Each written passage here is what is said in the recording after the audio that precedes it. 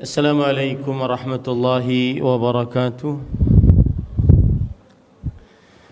Bismillahirrahmanirrahim. Innal hamdalillah nahmaduhu wa nasta'inuhu wa nastaghfiruh wa na'udzu billahi min shururi anfusina wa sayyiati a'malina. Man yahdihillahu fala mudilla lahu wa man yudlil fala hadiya lahu. وأشهد أن لا إله إلا الله وحده لا شريك له وأشهد أن محمدا عبده ورسوله يا أيها الذين آمنوا اتقوا الله حق تقاته ولا تموتن إلا وأنتم مسلمون يا أيها الناس اتقوا ربكم الذي خلقكم من نفس واحدة وخلق منها زوجها وبث منهما رجالا كثيرا ونساء واتقوا الله الذي تساءلون به والأرحام إن الله كان عليكم رقيبا يا أيها الذين آمنوا اتقوا الله وقولوا قولا سديدا يصلح لكم أعمالكم ويغفر لكم ذنوبكم ومن يطع الله ورسوله فقد فاز فوزا عظيما أما بعد فإن أصدق الحديث كتاب الله وأحسن الهدي هدي محمد صلى الله عليه وعلى آله وسلم وشر الأمور محدثاتها وكل محدثة بدعة وكل بدعة ضلالة وكل ضلالة في النار. Alhamdulillah, kita bersyukur pada Allah Subhanahu wa taala pada hari ini, hari Sabtu sore 24 Dzulqa'dah 1445 Hijriah, bertepatan dengan 1 Juni 2024. Kita dimudahkan oleh Allah Subhanahu wa taala untuk duduk bersama di Masjid Al-Muhajirin IKMS Kota Denpasar, Bali, dalam sebuah kajian Islam ilmiah khusus untuk wanita muslimah, yaitu mengambil tema dari sebuah kitab Nasihati lin Nisa, nasihatku untuk para perempuan, yang ditulis oleh Ummu Abdillah binti Asy-Syaikh Muqbil bin Hadi Al-Wadi'i rahimahullahu ta'ala. Salawat dan salam semoga selalu Allah berikan kepada Nabi kita Muhammad sallallahu alaihi wa ala alihi wasallam, pada keluarga beliau, para sahabat, serta orang-orang yang mengikuti beliau sampai hari kiamat kelak.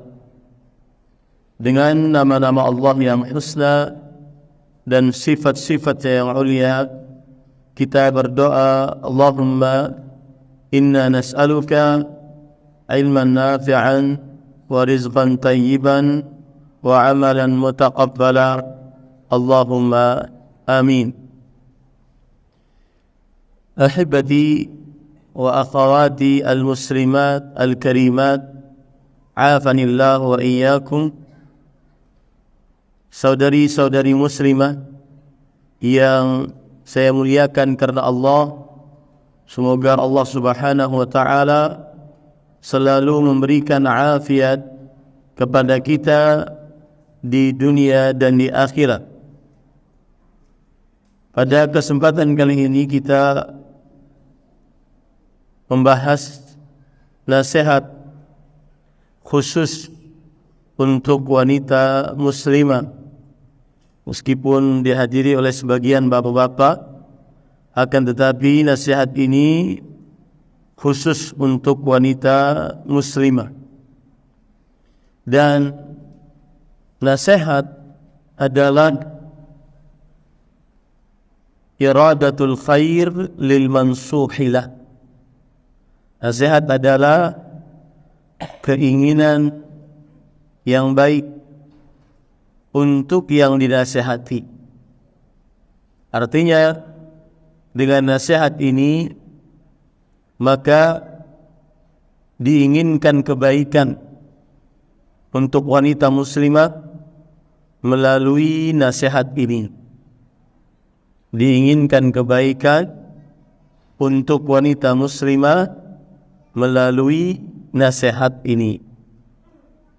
Mudah-mudahan benar-benar dari pengajian ini wanita muslimah mendapatkan kebaikan-kebaikan.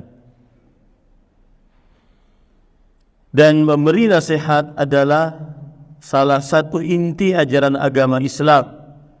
Sebagaimana hadis riwayat Imam Muslim dan juga Imam Bukhari dari Abu Ruqayyah Tamim bin Aus Ad-Dari radhiyallahu anhu, Rasulullah sallallahu alaihi wa ala alihi wasallam bersabda, "Ad-dinun nasihat."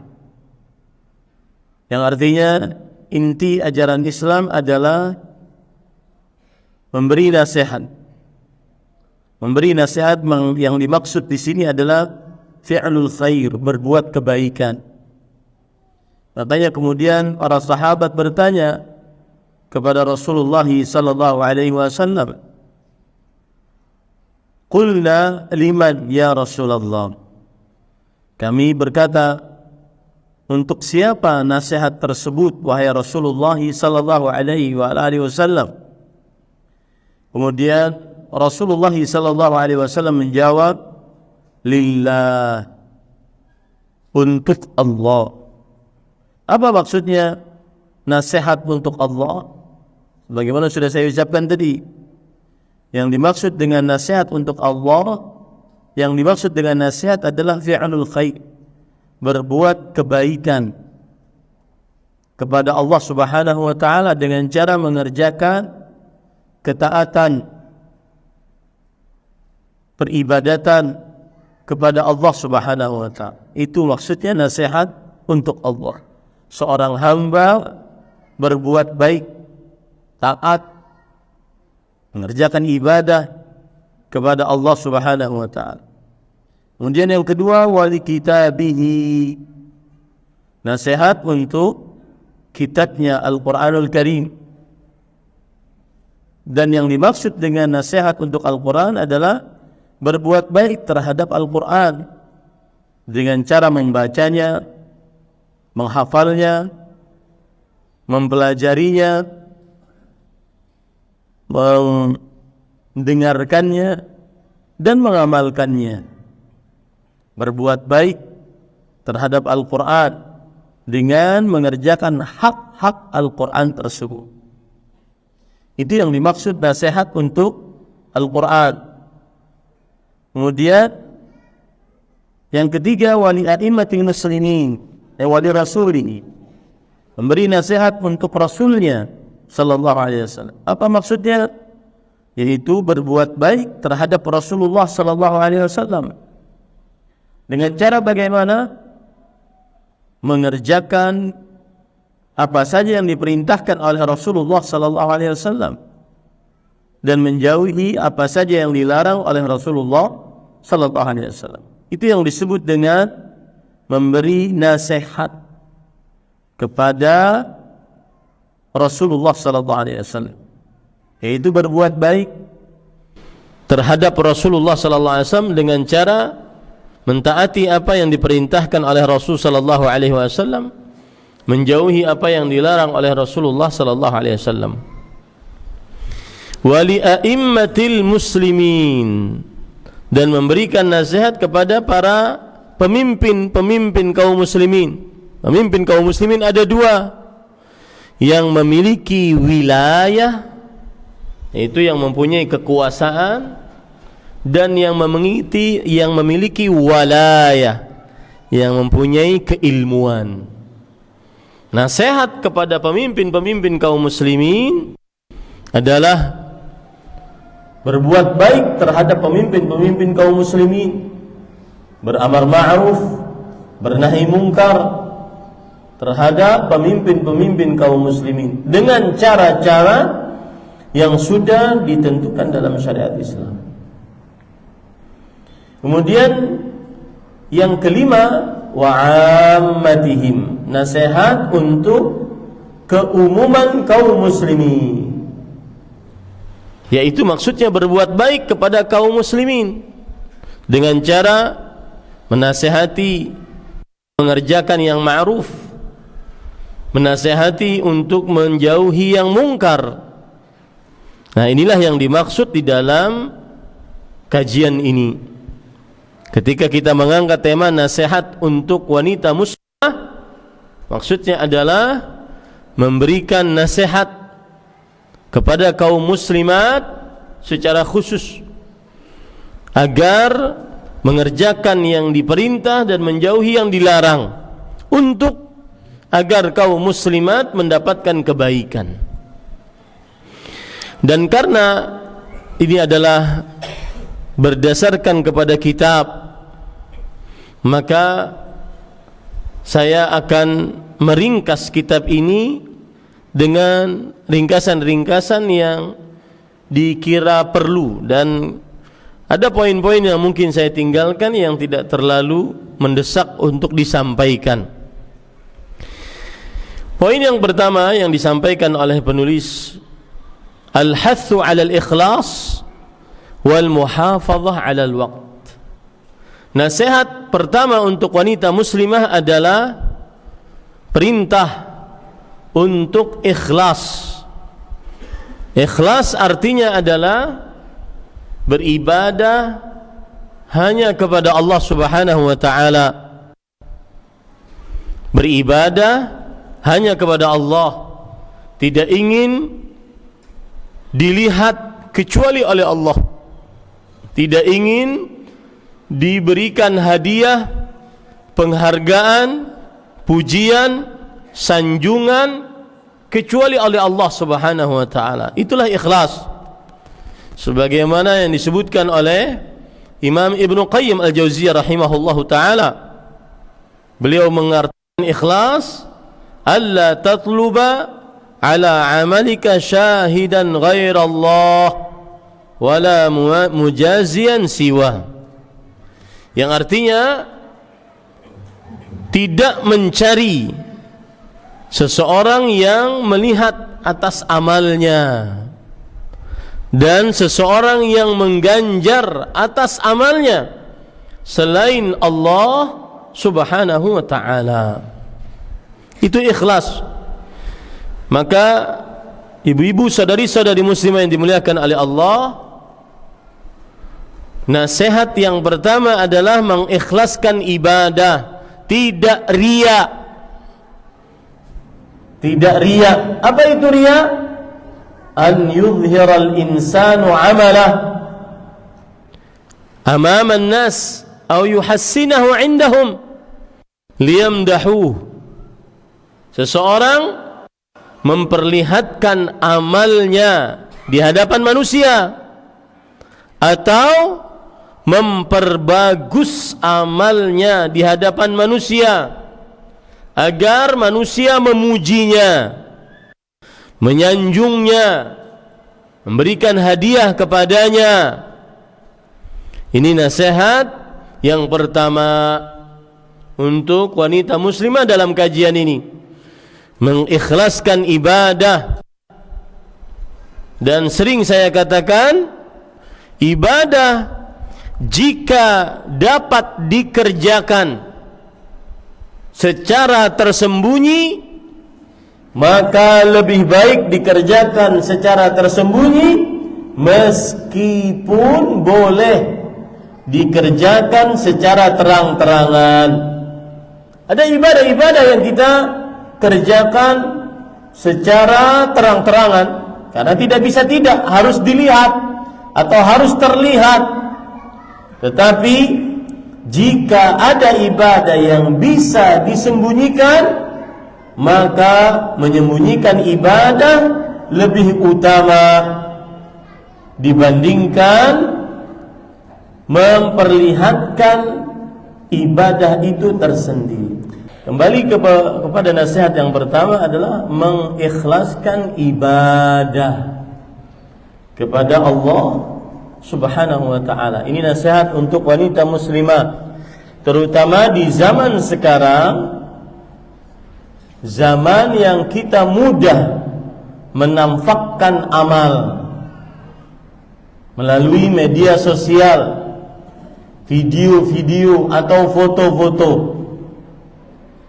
Maka jauhilah menampakkan amal, karena dia adalah riya, dan riya syirik asghar. Rasul sallallahu alaihi wasallam bersabda, "Akhwafu ma akhafu alaikum syirkul asghar."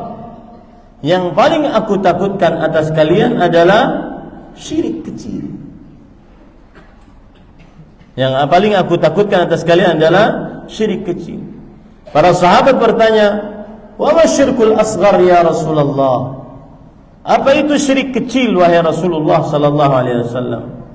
Faqala ar-riya. Riya. Yuzayyinu ar-rajulu salatahu.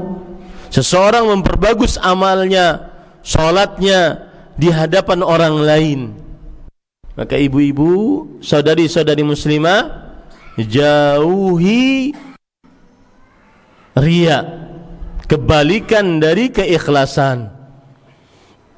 Dan riya penyebabnya dua, ingin dipuji dan ingin dapat hadiah dari manusia. Sebagaimana perkataan Imam Ibnu Qayyim Al-Jauziyah rahimahullahu ta'ala, beliau mengatakan, la yajtami'ul al-ikhlas wa mahabbatun nas wa tama'i fima 'indan nas illa kama yajtami'ul ma'u wan nar wal hut wad dab. Tidak akan terkumpul dalam kalbu seorang muslim keikhlasan dengan kecintaan terhadap pujian dan kesukaan terhadap hadiah dari manusia, kecuali seperti terkumpulnya api dengan air, terkumpulnya air dengan minyak, tidak akan pernah terkumpul. Dan para ikhwan yang dirahmati oleh Allah Subhanahu wa ta'ala, ibu-ibu, sadari-sadari muslimah, al-karimat, afanillah wa iyyakum, yang saya muliakan karena Allah, semoga Allah Subhanahu wa ta'ala selalu memberikan afiat kepada kita di dunia dan di akhirat.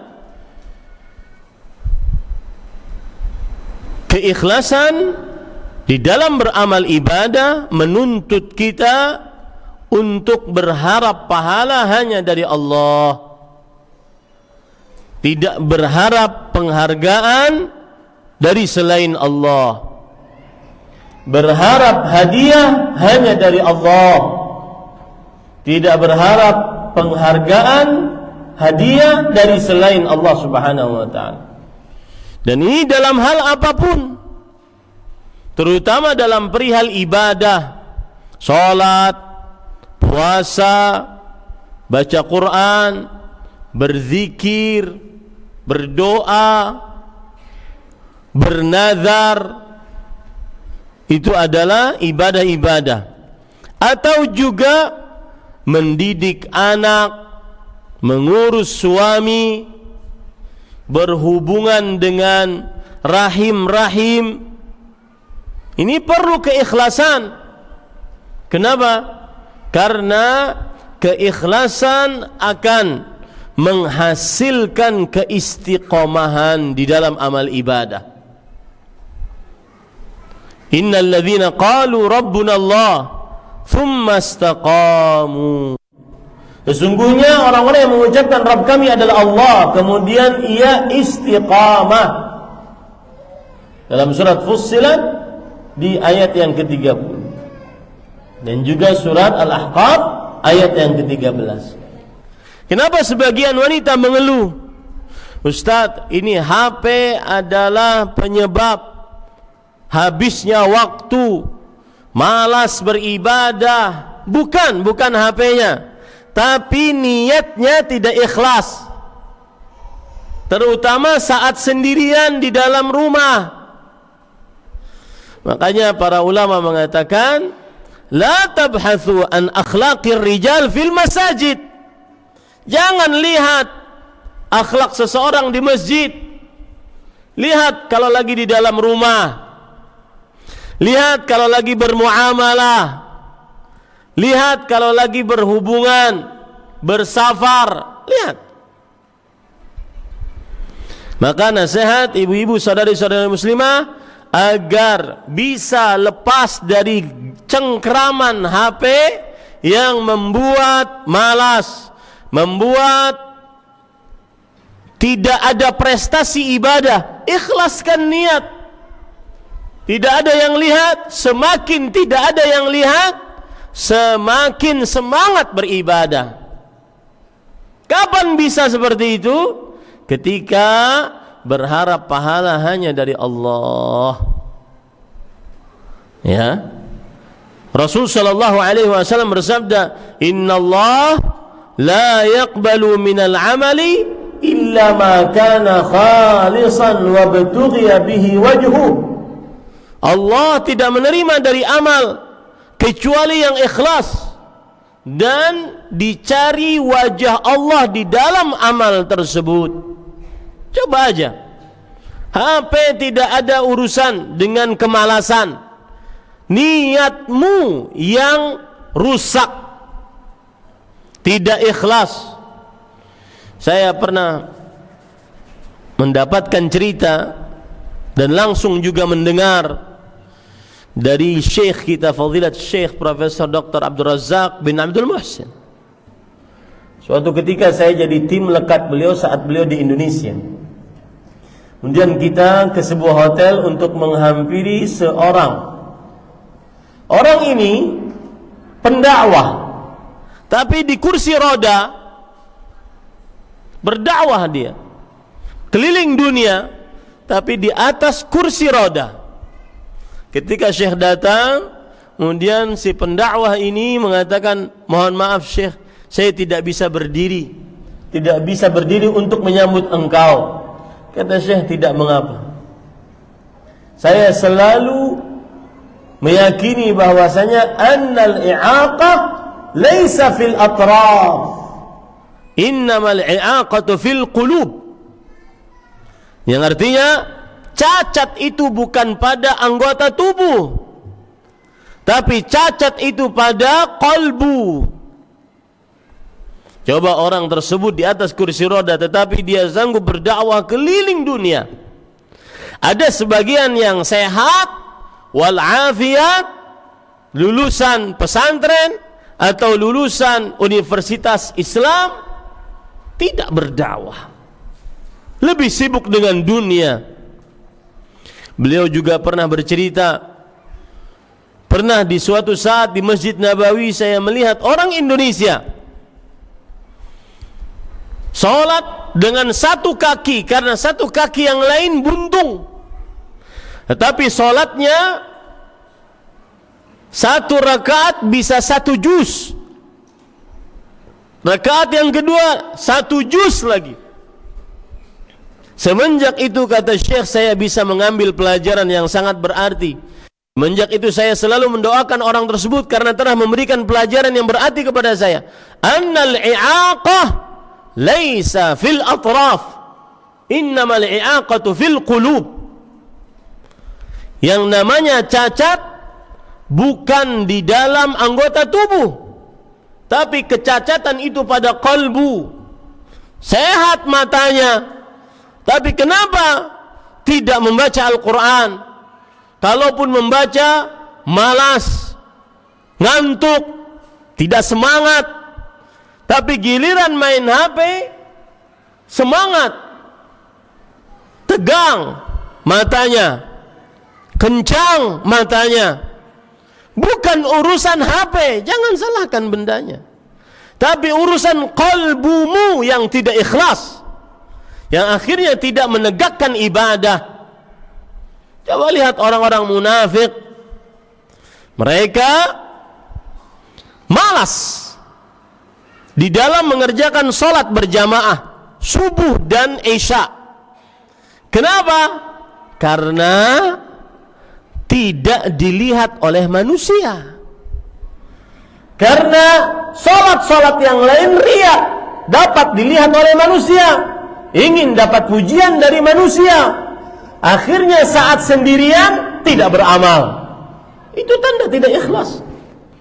Karena para ulama mengatakan, di antaranya Imam Al-Qayyim rahimahullah, al-ikhlas istiwa'u a'malil abdi fil zahiri wal batin.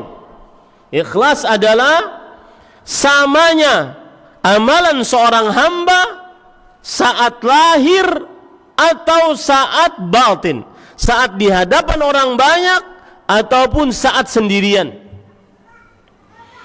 Seorang mungkin sholat sunnah di masjid, dilihat orang banyak. Kerjakan itu juga saat di rumah. Kalau belum mengerjakan, dinyatakan belum begitu ikhlas. Seorang ba'diyah isya, ba'diyah maghrib, coba kerjakan enggak itu ketika di rumah? Baca Al-Quran, berdoa antara azan dan iqamah di dalam masjid. Saat di rumah dikerjakan enggak itu? Berdoa, mengangkat tangan. Hai, ana para ikhwan yang dirahmati oleh Allah, sebagian orang menyalahkan zaman.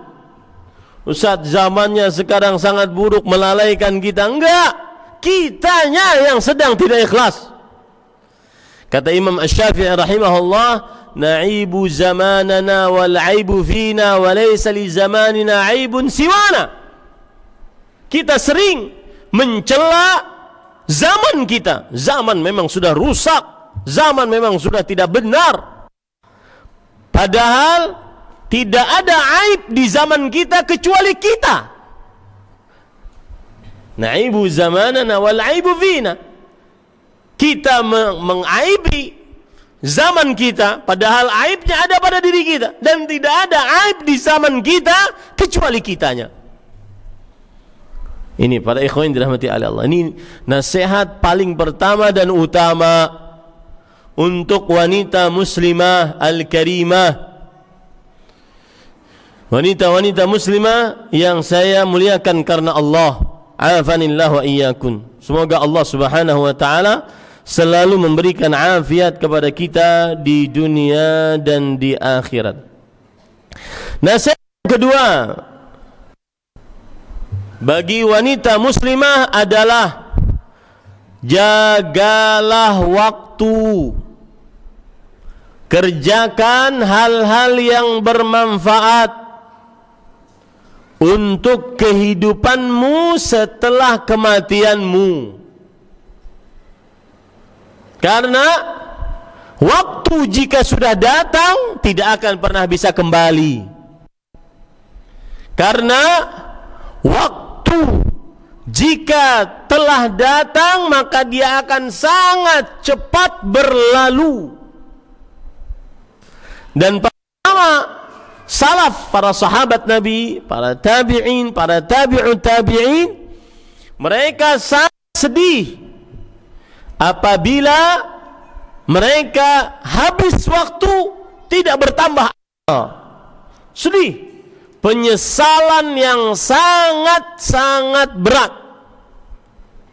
Seperti perkataan Abdullah bin Mas'ud radhiyallahu an. Beliau mengatakan, "Ma nadimtu ala syai' nadami ala yaumin gharabat fihi syamsuh naqasa fihi ajali walam yazid fihi amali." Aku tidak pernah menyesal seperti penyesalanku atas suatu hari mataharinya terbenam, umurku berkurang, amalku tidak bertambah. Ini para ikhwan yang dirahmati oleh Allah Subhanahu wa taala. Pernah enggak kita wahai wanita muslimah al-karimat, afanillah wa iyyakum, Wanita-wanita muslimah yang saya muliakan karena Allah, semoga Allah Subhanahu wa taala selalu memberikan afiat kepada kita di dunia dan akhir. Pernah enggak kita menyesal? 1 menit, 5 menit, 10 menit, 15 menit, setengah jam, 1 jam berlalu begitu saja dari diri kita, sedangkan berarti itu umur kita berkurang, amal kita tidak bertambah.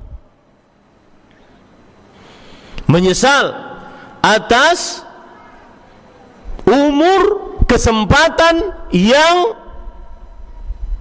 sudah lewat tanpa ada pertambahan amal, walau hanya sekedar istighfar, berzikir, bersolawat, ya. Dan Rasul sallallahu alaihi wasallam sudah bersabda dalam hadis riwayat Muslim dari Abu Hurairah radhiyallahu anhu, ihris ala ma yanfa'uk wasta'in billah wa la ta'jazan,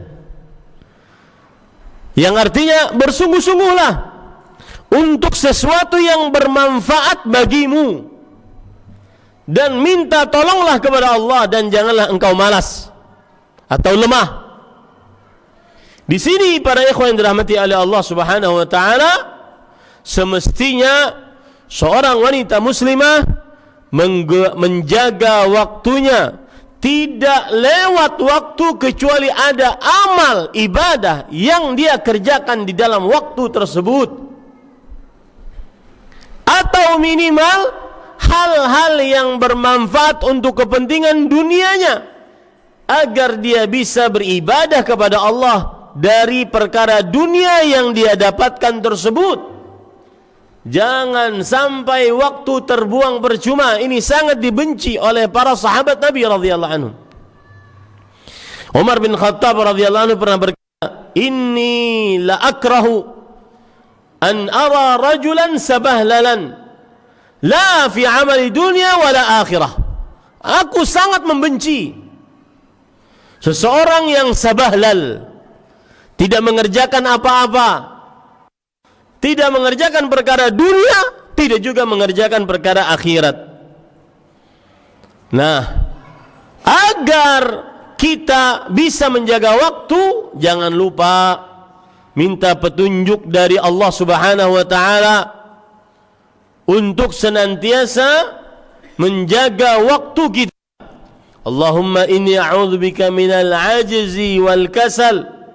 Ya Allah, aku berlindung denganmu dari sikap lemah, cuma rebahan, scroll media sosial 2 jam, 3 jam, 4 jam, lemah. Bahkan zikir pun dia tidak lakukan, saking lemahnya. Padahal zikir bisa dia lakukan saat berdiri, duduk, baring. Inna fi dzalika laayatin liulil albab alladzina yadhkuruna Allaha qiyaman wa qu'udan wa 'ala junubihim wa yatafakkaruna fi khalqis samawati wal ardi rabbana ma khalaqta hadza batila. Sesungguhnya itu adalah tanda-tanda kekuasaan untuk orang-orang yang berfikir. Siapa mereka? Yang berzikir kepada Allah saat berdiri, duduk, berbaring. Bahkan sampai berbaring pun, saat rebahan pun, saat sekolah tidak pernah berzikir. Subhanallah. Ya, ini para ikhwan yang dirahmati oleh Allah Subhanahu wa taala, minta pertolongan kepada Allah Subhanahu wa taala agar waktunya terjaga. Jangan sampai terbuang waktu dengan percuma. Karena waktu salah satu yang akan ditanyai oleh Allah Subhanahu wa taala. Rasul sallallahu alaihi wasallam bersabda, "La tazulu qadama 'abdin yaumal qiyamah." Tidak bergerak kedua telapak kaki seorang hamba pada hari kiamat hatta yus'ala an umrihi fima afnah. Yang pertama kali ditanya tentang umurnya, dia habiskan untuk apa?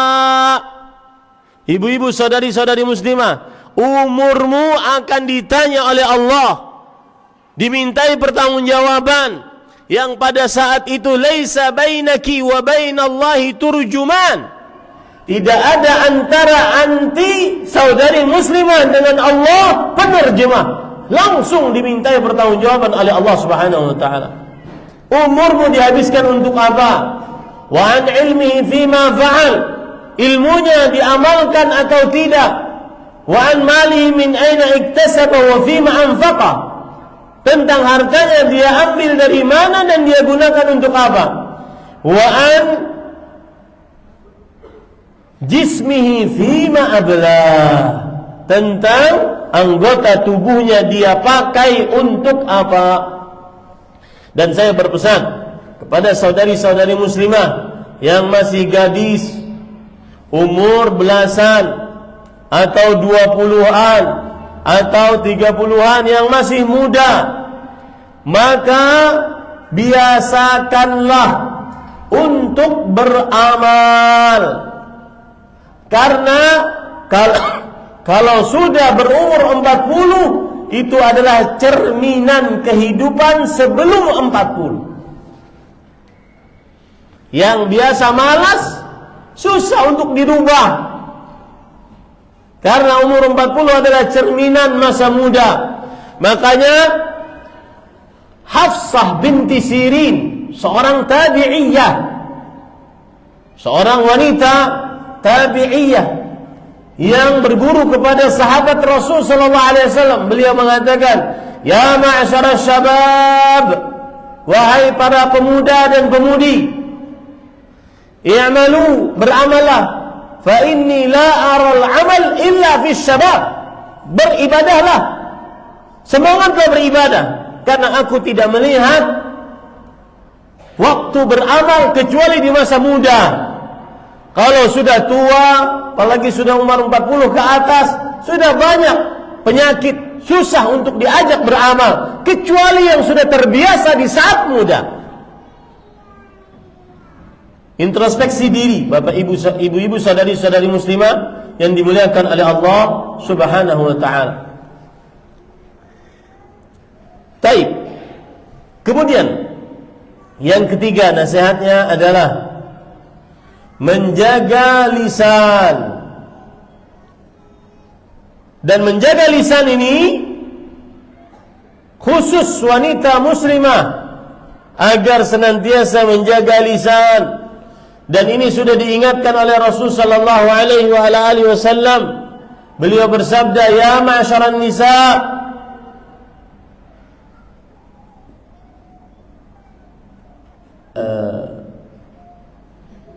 aktsirna al-istighfar." Wahai para perempuan, perbanyaklah tasaddaqna wa aktsirna al-istighfar. Perbanyaklah bersedekah, perbanyaklah beristighfar. Fa inni ra'aitukunna aktsara ahli an-nar. Sesungguhnya aku melihat kalian wahai para perempuan adalah penghuni neraka yang paling terbanyak. Kenapa demikian? Ada seorang wanita separuh baya berdiri dan bertanya kepada Rasul sallallahu alaihi wasallam, "Wa ma lahunna ya Rasulullah?" Kenapa mereka wahai Rasulullah sallallahu alaihi wasallam? Rasulullah sallallahu alaihi wasallam menjawab, "Tukthirna al-la'n wa takfurna al-'ashir." Kalian wahai para wanita sering mencaci para suami dan tidak berterima kasih kepada kebaikan-kebaikan suami. Lihat, itu semua pusatnya pada lisan. Maka jaga lisan. Ibu-ibu, saudari-saudari muslimah yang dimuliakan oleh Allah Subhanahu wa taala, jangan sampai lisannya buruk, suka mencaci, melaknat, berkata kasar, berkata kotor. Lihat Khadijah radhiyallahu anha. Suatu saat Jibril alaihissalam datang kepada Rasulullah sallallahu alaihi wasallam dan berkata, "Ya Muhammad, hadhihi Khadijah atatka wa ma'aha ta'amun wa idam, fa idza ja'atka faqra minni wa min rabbiha as-salam, wa basyirha bi baitin fil jannah min qasab la sakhaba fihi wala nasab. Wahai Muhammad sallallahu alaihi wasallam, ini adalah Khadijah radhiyallahu anha. Dia akan membawa makanan dan juga lauk pauk untukmu. Kalau dia sudah datang, maka sampaikanlah salam dariku Jibril alaihissalam dan dari Rabbnya Allah subhanahu wa ta'ala, dan berikan kabar gembira kepada Khadijah bahwa beliau akan mendapatkan rumah di dalam surga yang terbuat dari bambu tegak.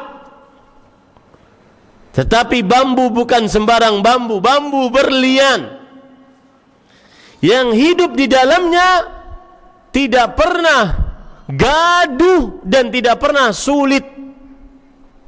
Para ulama menjelaskan mengapa Khadijah radhiyallahu anha beliau mendapatkan rumah di surga yang terbuat dari bambu berlian yang tegak, bambu tegak, tidak ada yang bengkok.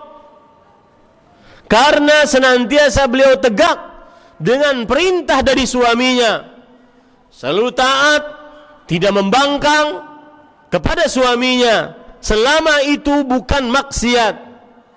Kenapa diberikan kabar gembira dengan mendapatkan rumah yang tidak gaduh di dalamnya?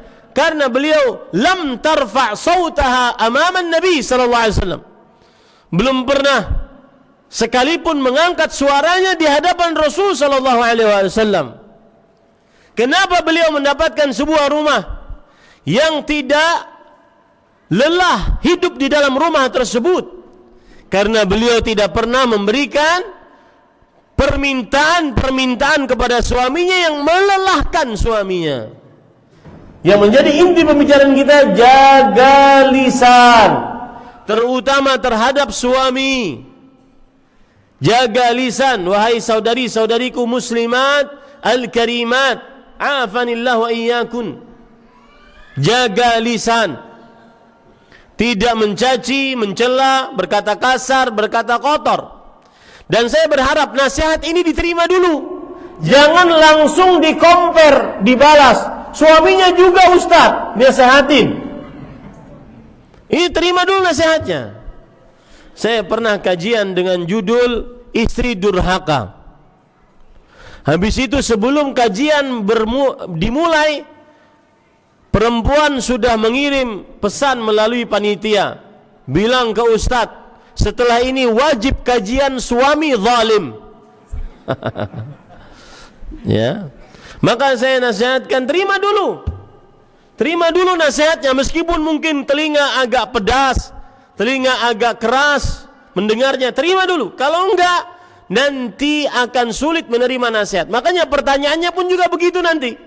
Jangan sampai ada pertanyaan, iya Ustadz, kami tidak akan angkat suara. Kalau suaminya tidak angkat suara, bagaimana kalau suaminya yang kasar terhadap kita? Nah, pertanyaan itu tidak perlu untuk ditanyakan sekarang. Karena ini nasihat untuk perempuan muslimah. Dan ini panitia yang meminta. Biasanya kalau saya kajian untuk wanita muslimah, saya akan menyebutkan hak-hak istri. Ya. Coba cek di channel YouTube saya, hak-hak istri. Dengarkan di hadapan suami, biar suami paham. Ya. Dan sengaja saya sampaikan di hadapan wanita-wanita muslimah. Kenapa? Karena banyak wanita muslimah yang terzalimi gara-gara tidak tahu haknya. Banyak itu. Ada pertanyaan sampai ke saya, Ustadz, saya seorang istri berumah tangga 15 tahun, serumah dengan suami, tetapi tidak sekamar. Apa bayangkan? 15 tahun. Ustadz, bagaimana saya menghadapi suami yang KDRT? Kalau seandainya saya ingin keluar dari rumah, saya selalu diancam. Kalau kamu keluar rumah, berarti kamu istri durhaka, dilaknat oleh Allah. Lihat. Hanya wanita yang dungu, bodoh kuadrat, pangkat 9, ditendang, ditempeleng oleh suami, kemudian dia tidak keluar rumah. Kenapa? Karena ini sang istri tidak tahu hak-haknya. Dan sang suami ketika diadakan pengajian hak-hak istri, dia tidak sampaikan kepada istrinya. Biarkan istri saya tidak tahu, agar tidak menuntut haknya. Makanya saya katakan, saya selalu kalau kajian di hadapan ibu-ibu, hak-hak istri.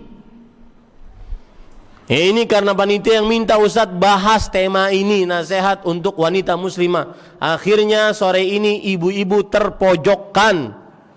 Salahkan panitia, bukan saya.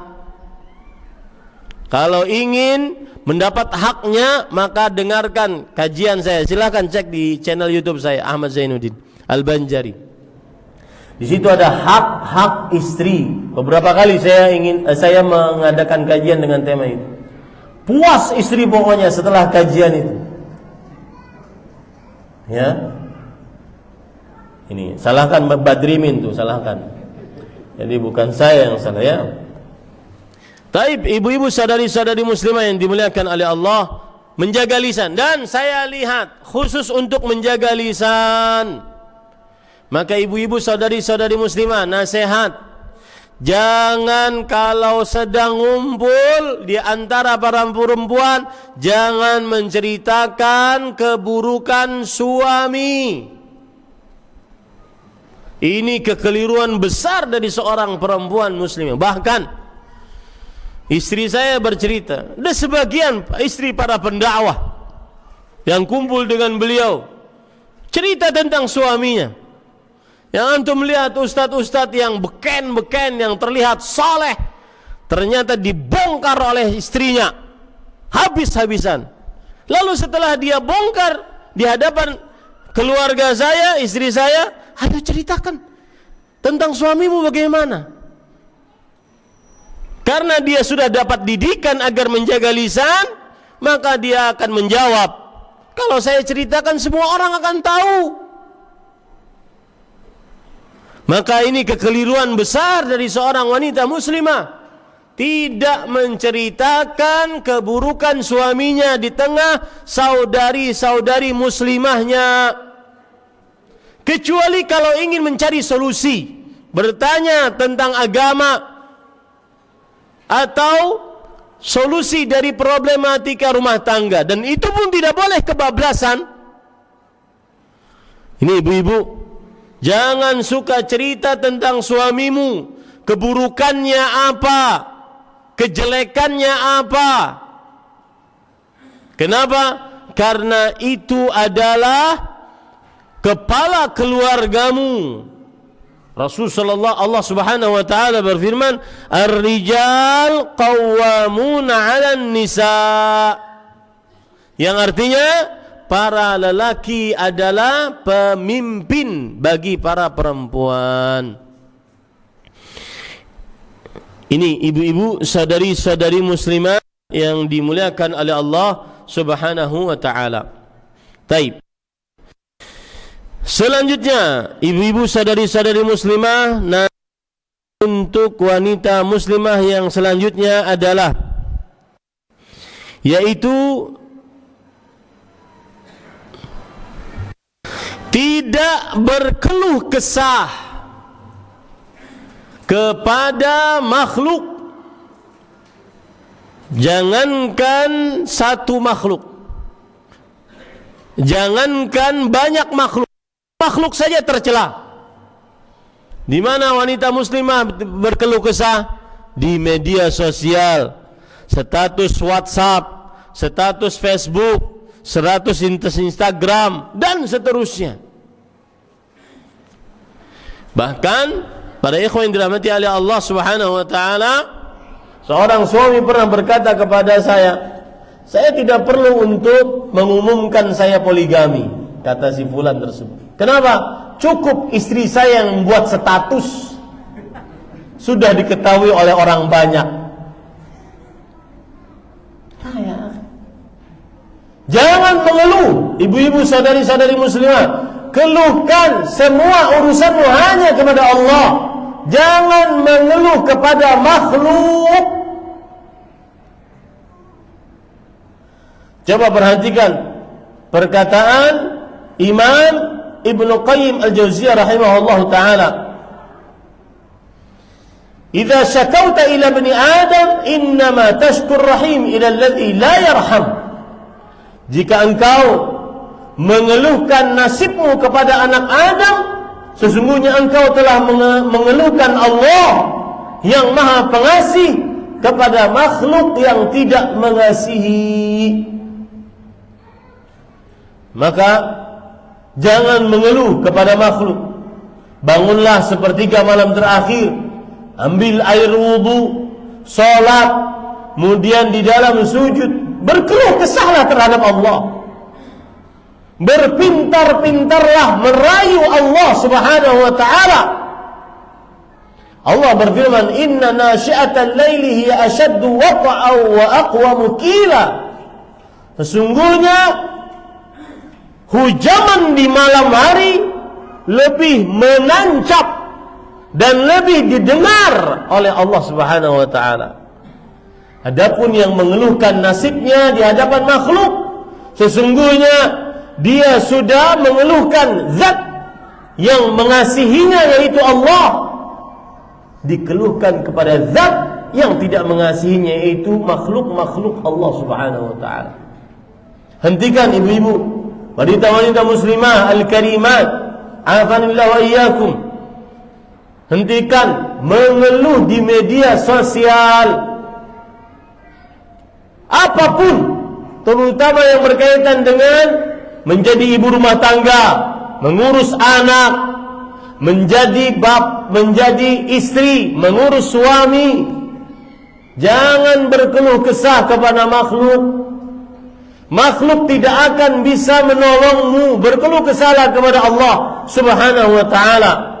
Sebagaimana Nabi Ayyub alaihissalam, beliau mengatakan, "Massani ad-durr wa anta arhamur rahimin." Ya Allah, aku sedang tertimpa keburukan, penyakit di sekujur tubuhku. Engkau adalah pengasih dari seluruh yang mengasihi.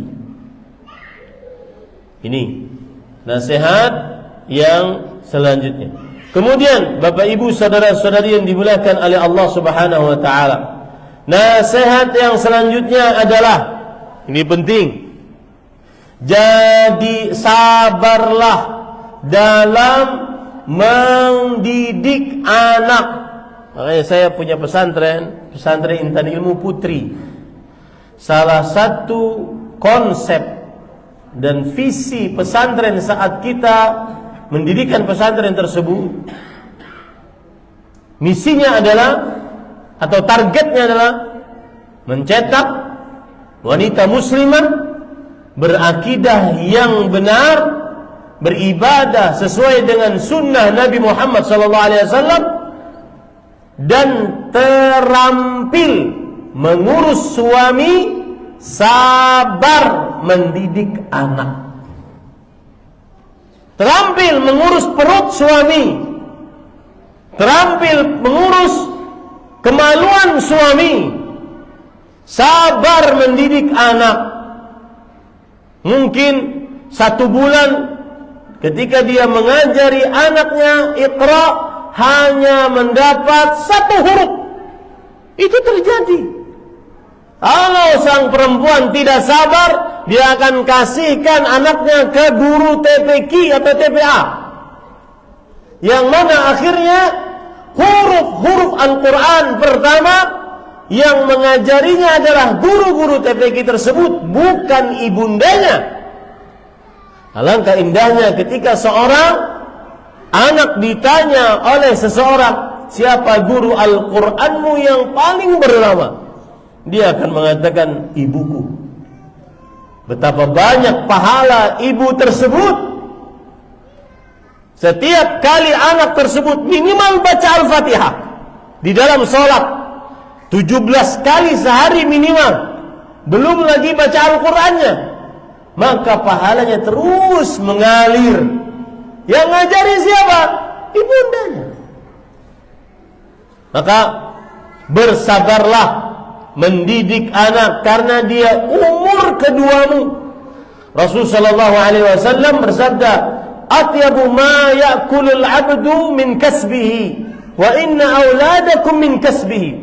Yang paling baik dijadikan makan untuk seorang hamba adalah hasil usahanya, dan anak-anakmu adalah hasil usahamu. Ini prestasi di dalam rumah ibu-ibu, saudari-saudari muslimah. Tidak usah terlalu eksis di media sosial. Ada ustadz poligami, kemudian komen sana, komen sini. Istrinya terzalimi, sana komen sini. Urus saja anaknya. Berprestasi mengurus anaknya. Berlomba-lomba untuk meraih prestasi dalam mendidik anak. Umur 4 tahun sudah selesai Iqra, prestasi.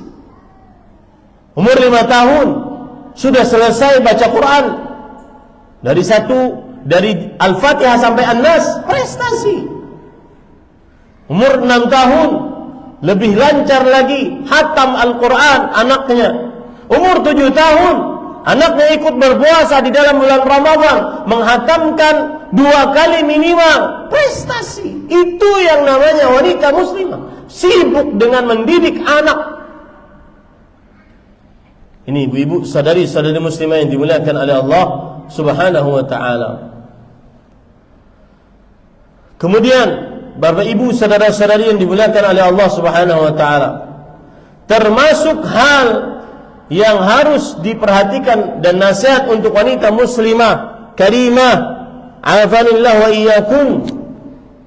Semoga Allah Subhanahu wa ta'ala selalu memberikan afiat kepada wanita-wanita muslimah yang mulia, yang dimuliakan oleh Allah Subhanahu wa ta'ala, yaitu jadilah istri yang senantiasa dicintai oleh suaminya. Bagaimana sang suami senantiasa mencintai istrinya? Caranya bagaimana, Ustaz? Contoh Nabi Muhammad sallallahu alaihi wasallam. Kenapa Nabi Muhammad sallallahu alaihi wasallam sangat dicintai oleh para sahabatnya? Ada 3 sebabnya. Yang pertama, husnul mazhar, baiknya penampilan.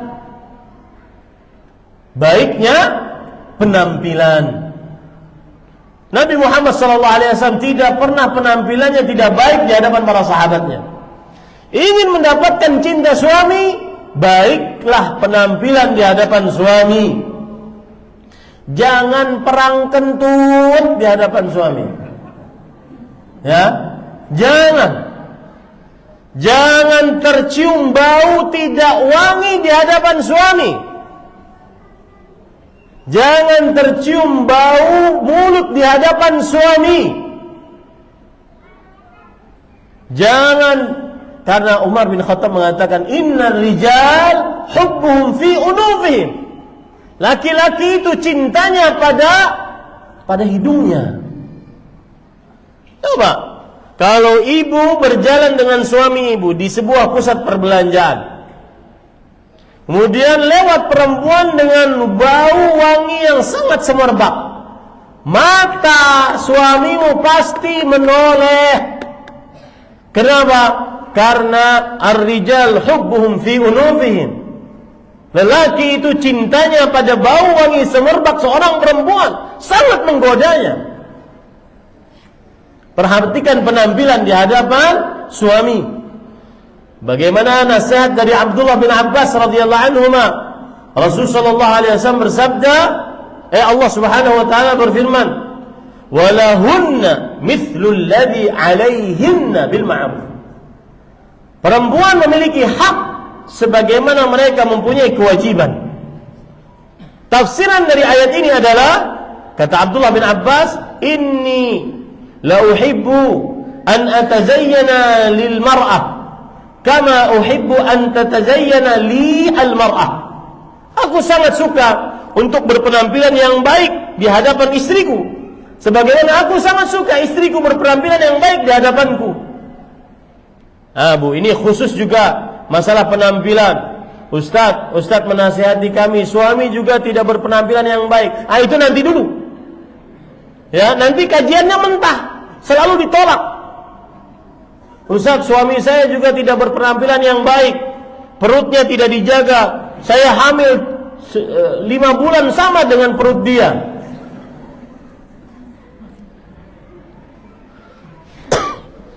Ya, Ustadz, suami saya paling suka untuk memakai kaos yang sudah bolong-bolong.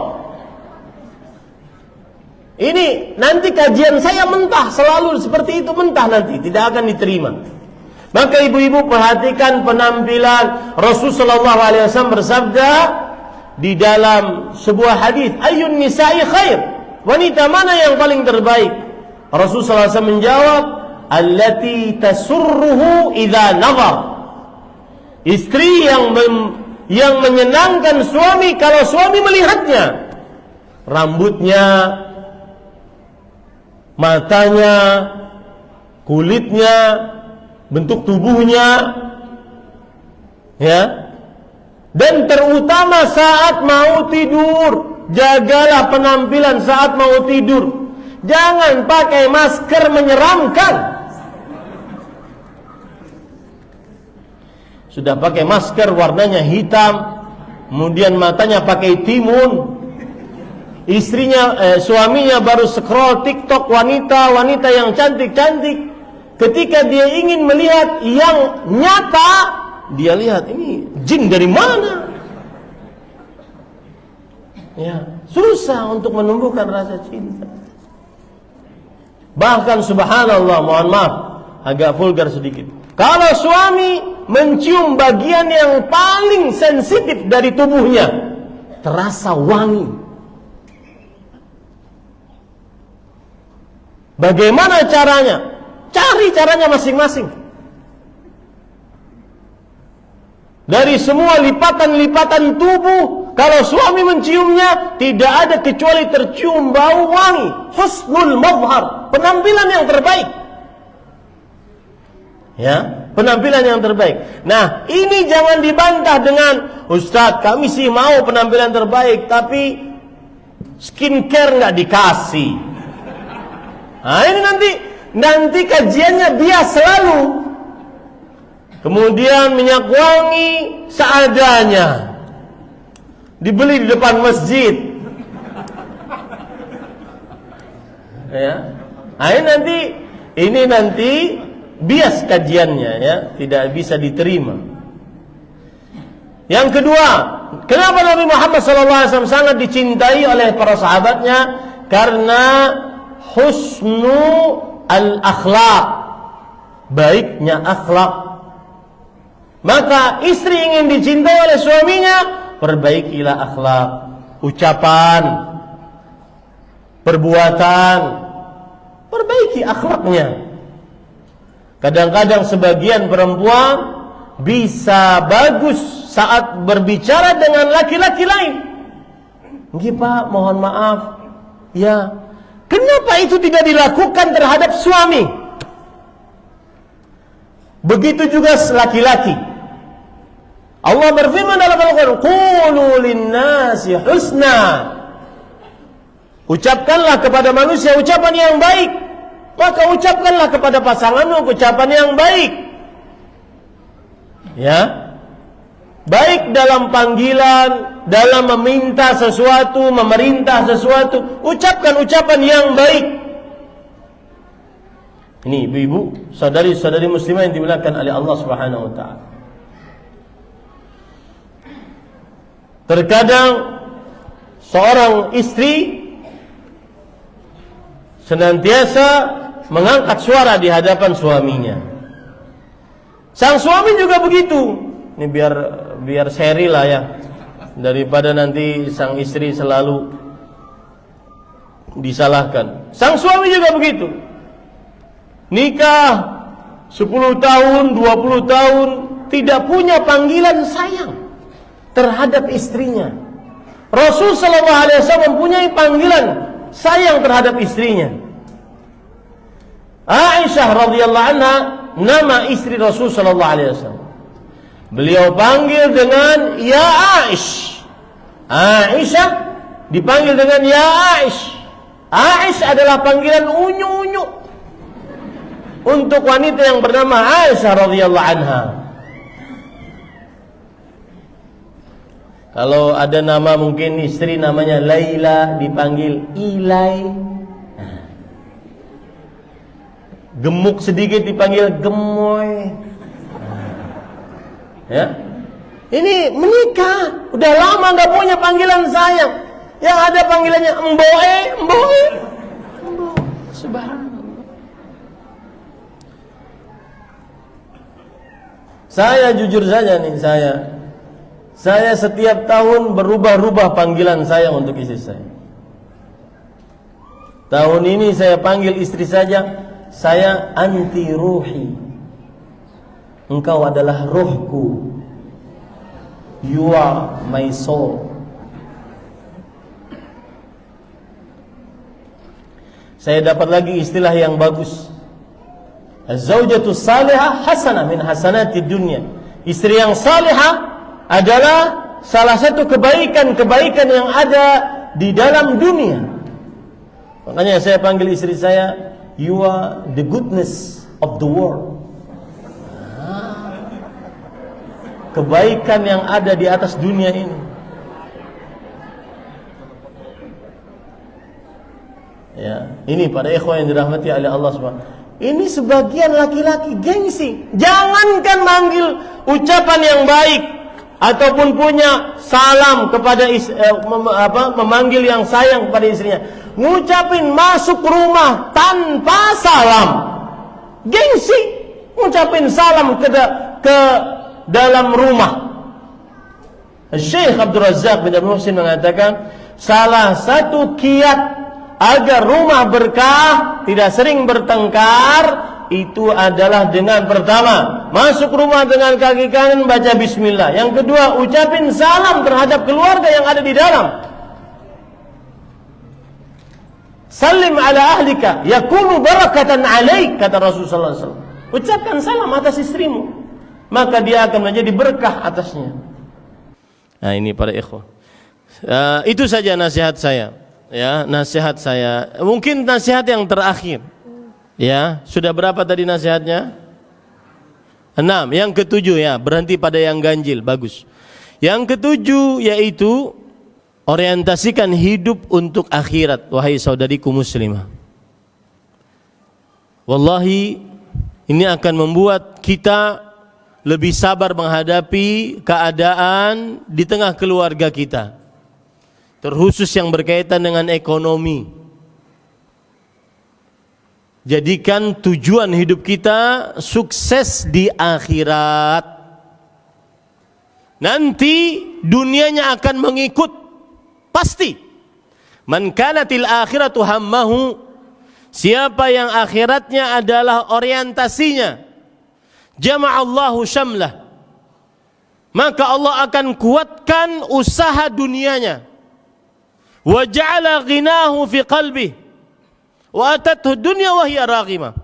Allah akan jadikan dadanya, kalbunya penuh dengan kekayaan, rasa cukup, dan datang kepada dia dunia dalam keadaan dia tidak terlalu memperdulikannya.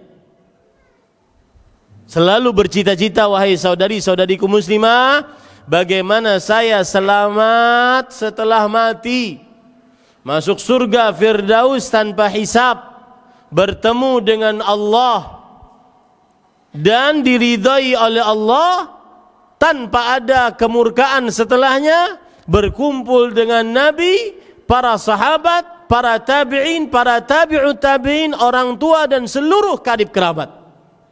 Itu yang harus selalu ada. Itu yang akan membuat kita qanaah, merasa cukup dengan pemberian Allah walau duna kifayah, meskipun kurang dari cukup.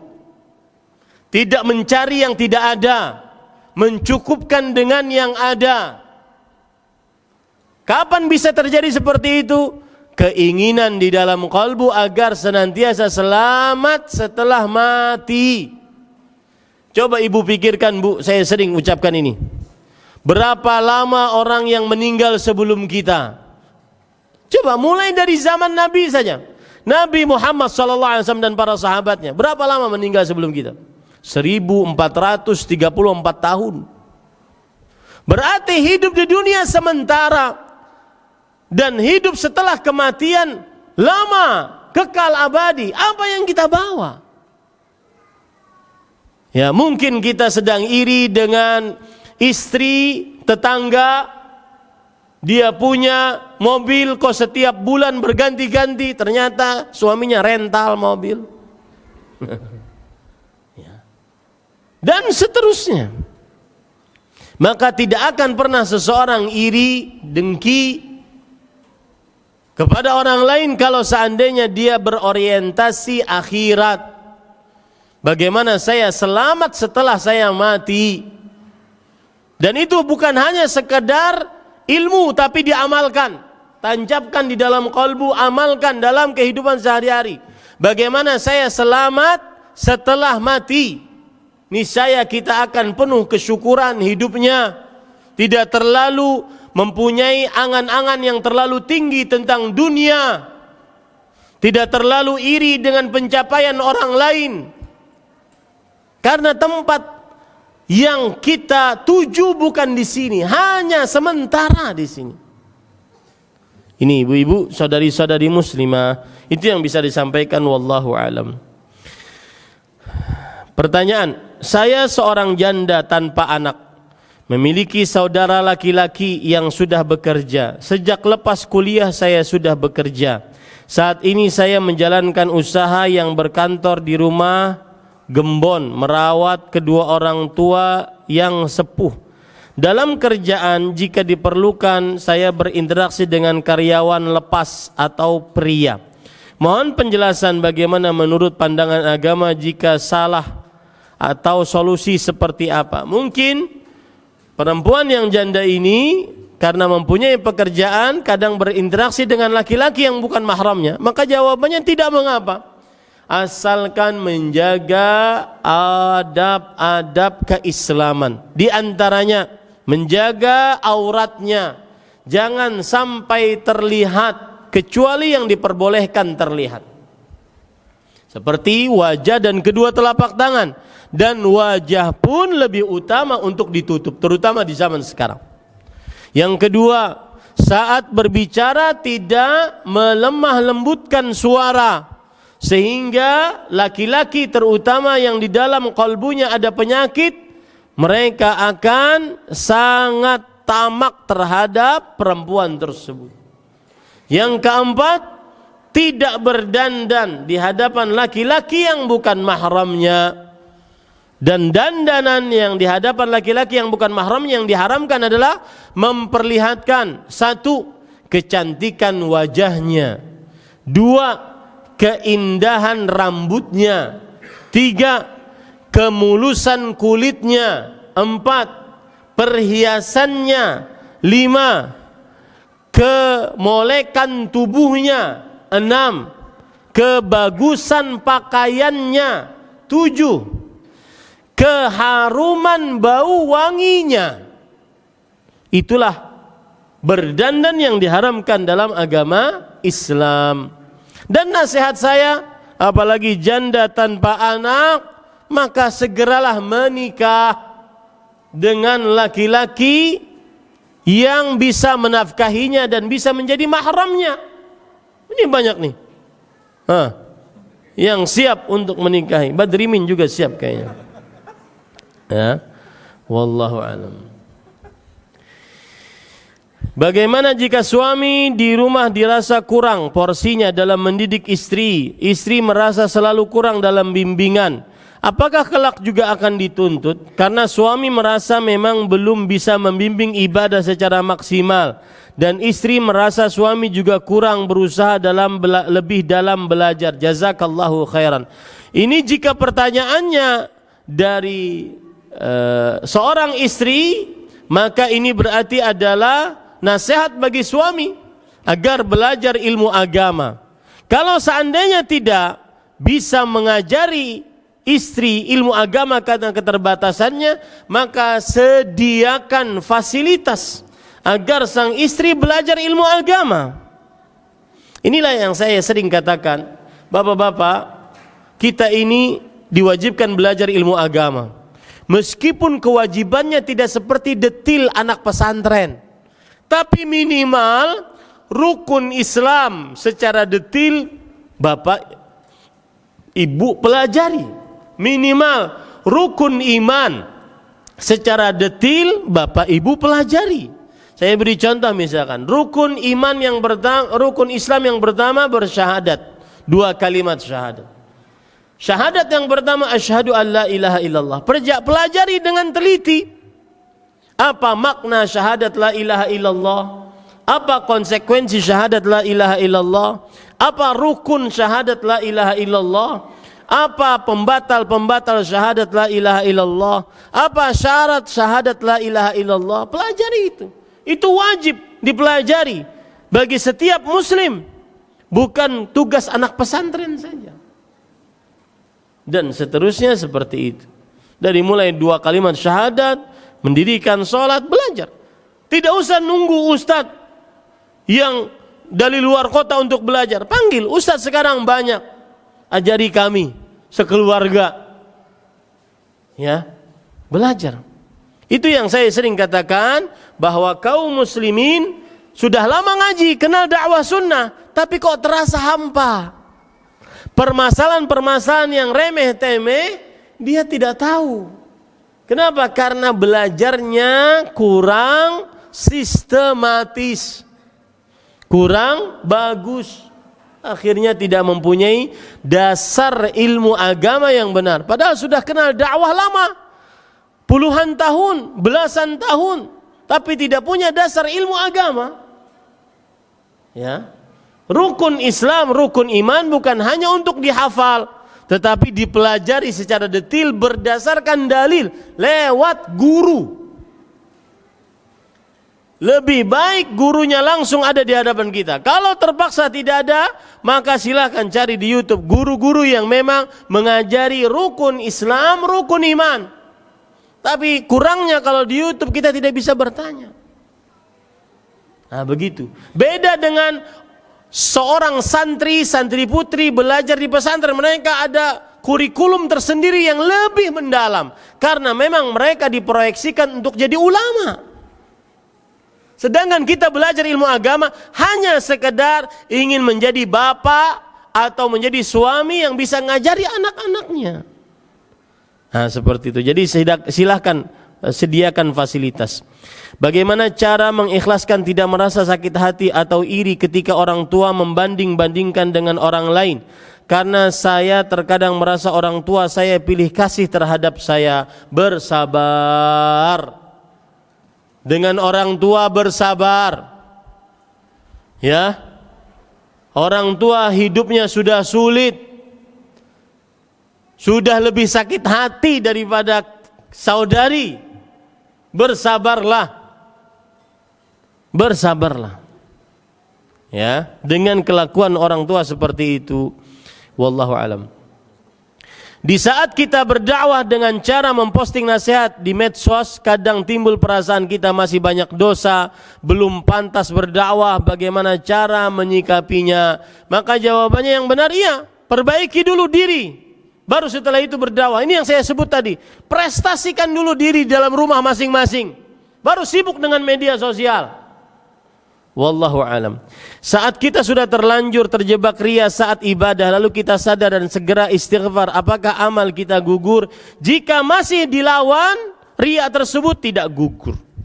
Ya, selama dilawan tidak gugur. Wallahu alam. Apakah termasuk ikhlas jika kita bersedekah dengan mengharap pahala dan berharap diganti dengan yang lebih besar dari Allah? Jika seseorang bersedekah, kemudian dia inginkan pahala dari Allah, tapi juga ingin agar uang yang dia sedekahkan diganti oleh Allah bahkan yang lebih baik, lebih banyak, maka di sini lihat porsi niatnya. Kalau niatannya ingin dunia lebih banyak, maka ini tercela. Meskipun dia menginginkan sebagiannya untuk ridha Allah. Tapi kalau seandainya dunianya sama, tidak tercela. Kenapa? Karena ada dalilnya.